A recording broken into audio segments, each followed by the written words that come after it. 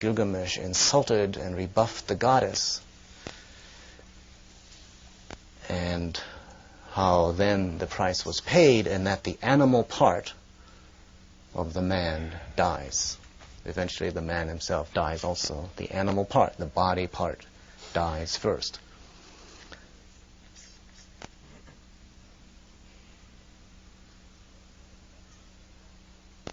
And there's one counterpart I want to mention to you of this experience that Gilgamesh has in relationship to the goddess.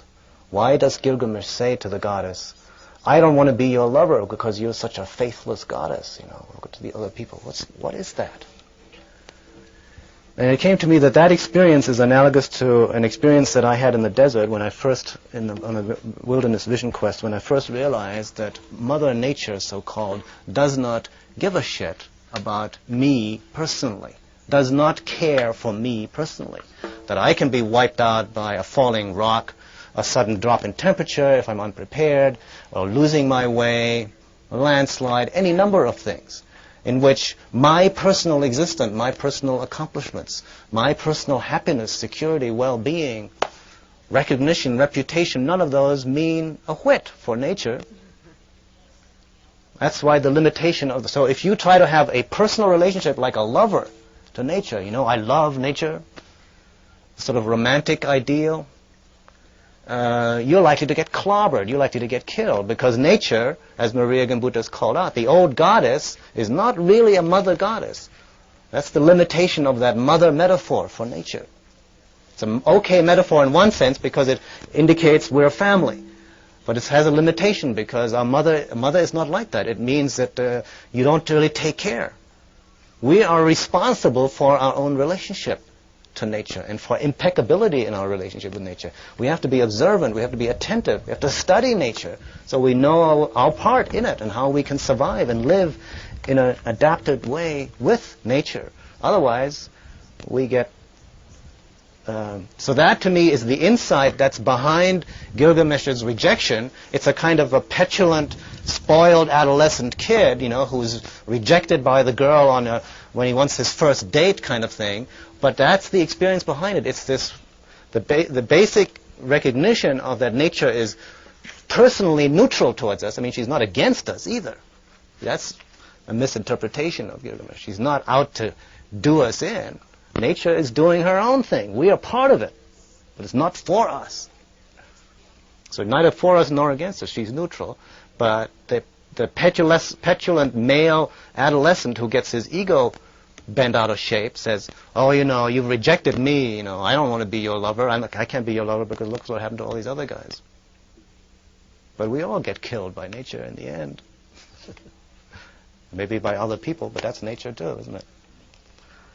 So the story of how Gilgamesh Enkidu comes to the city, how the human makes peace with the animal wild man within, they become companions, which is the true relationship for them to have, how they then get overbearing and lose it by going and killing the forest, guardian spirit, and then by rejecting the goddess and nature in a personal way, rather than understanding their proper role in relationship to nature. And then the final illusion, the last story, is that Gilgamesh thinks, well, he should be able to do something that will allow him to be immortal like the gods, and he has to learn that lesson too, that that's not going to happen.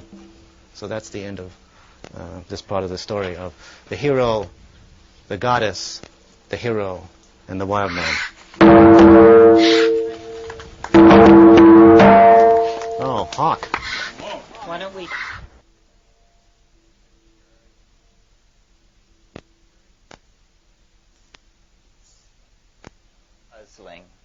And all myths that are authentic and haven't been rewritten for daytime television maintain a kind of dreamlike, surreal quality.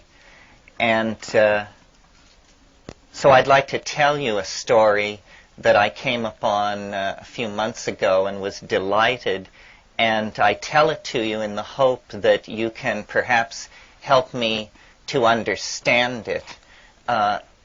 Like all good stories, it doesn't really make a whole lot of sense, but I felt that there must be something important in it because it was very easy to memorize. So that clued me to the fact that there must be something in it.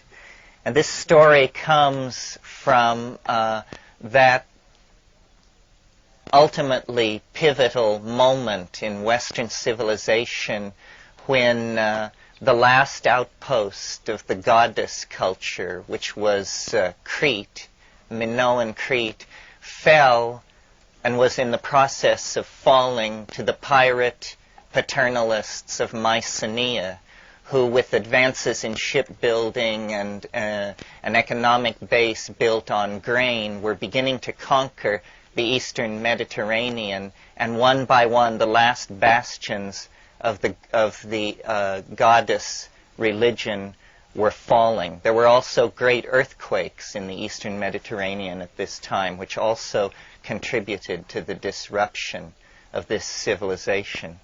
And the story that I want to tell is a story that occurs from the very oldest stratum of Greek mythology. This is not about the pantheon of classical or even Doric Greece. This is an older story, Mycenaean, perhaps older than that, going back even to the pastoralists coming out of Africa and into the Fertile Crescent. It's a story set in a setting which is probably familiar to most of you, although this story is only told in Pausanias and alluded to in Herodotus, so it is not a story that even classicists are too familiar with. Robert Graves, in his 4-volume study of Greek mythology, gives it only passing reference. You may recall that King Minos was the king of Crete, and that he was most famous for having built a labyrinth in which to house the Minotaur. And I'm sure you know the story of the traversing of the labyrinth. And perhaps you know that King Minos built the labyrinth, had need of it, because his wife, Queen Pasiphae, was an extremely sensuous and experimentally minded young woman. And she became so interested in the sexual habits of cattle that she had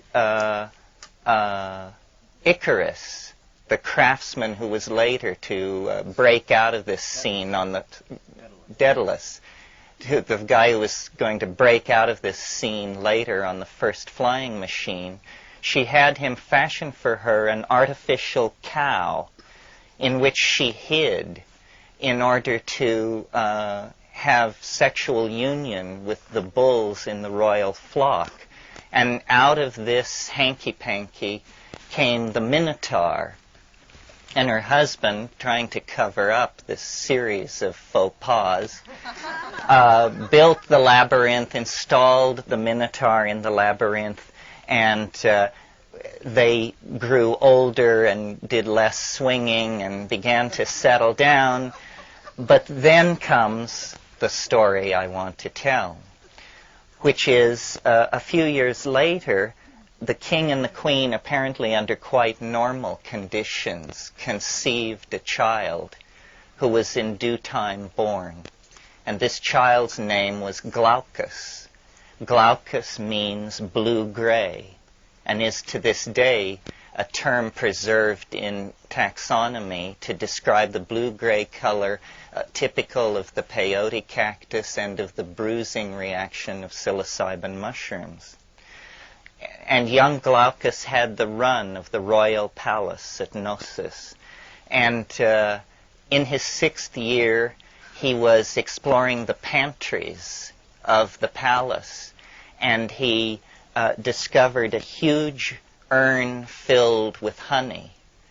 And he took the lid off the honey urn and was reaching into it and fell into the honey and was drowned and died there. And no one knew what had become of the son of the king and the queen. And there was tumult, as you can imagine, in the court. And eventually Queen Pasiphae, in a state of complete hysterical distraction, went to the great seer who advised the king's generals and the king's weather makers, and she said,